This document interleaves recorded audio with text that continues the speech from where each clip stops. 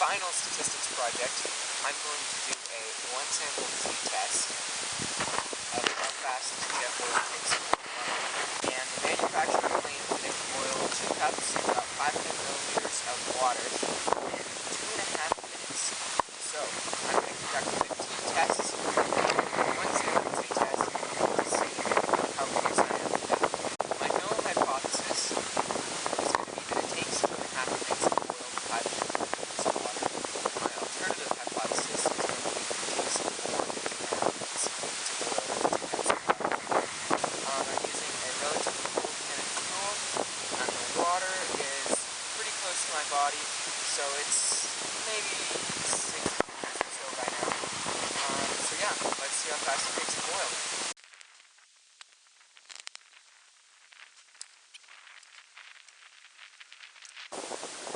Okay, my watch ready?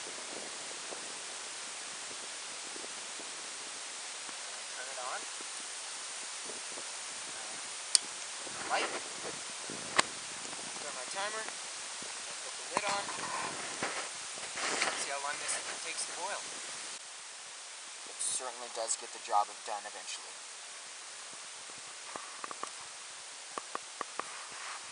So this may not be the fastest thing when we're up here at nearly 9,300 feet, and with wind chill it's maybe 15 degrees. Right now it's taken about 6 minutes to boil so far, and yeah, I feel like that 2.5 minute claim is not valid up here. So, I think we'll still run the test, because I think it's pretty clear how it's going to end up.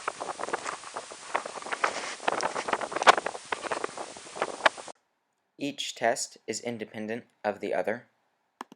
And even though the data set is small, as we can see from the graph, there are no obvious outliers, so we'll assume it's safe to conduct a one-sample t-test. Using our data, we'll now conduct the test.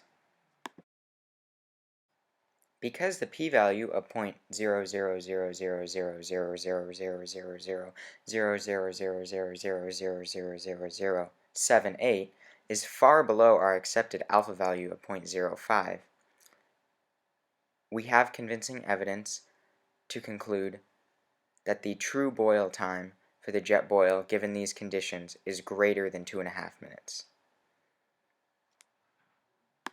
We reject the null hypothesis. A variety of factors could have played into what I would consider a pretty abysmal test, most specifically water temperature, air temperature, wind, and elevation. Oh, hello there! Are we ready to begin our second test? After conducting that test at over 9,000 feet, I plan on doing an additional test down here at about 500 feet with warmer air, it's about 75 degrees, and a little bit warmer water. This is room temperature, maybe around 70 degrees. So, without further ado, let's see how this jet boil performs in these conditions. I'll do the same one sample t-test in order to see if it is significantly varied from the manufacturer claim. Again, my null hypothesis is that it takes 2.5 minutes to boil 2 cups of water, and my alternative hypothesis is that it will take more than 2.5 minutes to boil 2 cups of water. Let's see.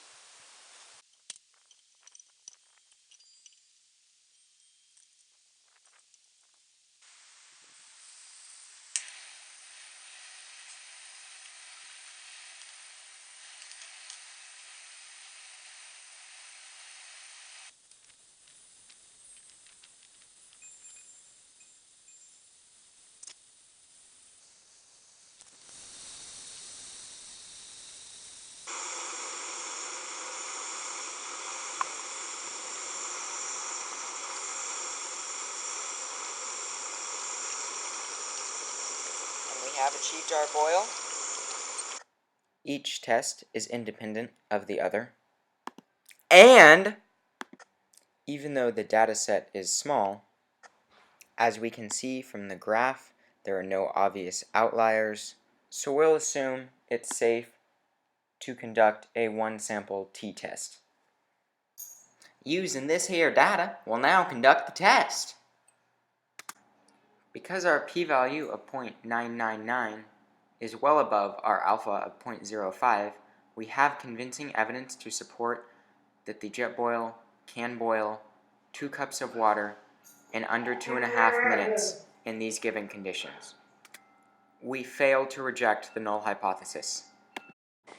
In conclusion, we do indeed have convincing evidence that the jet boil manufacturer claim is true under certain circumstances.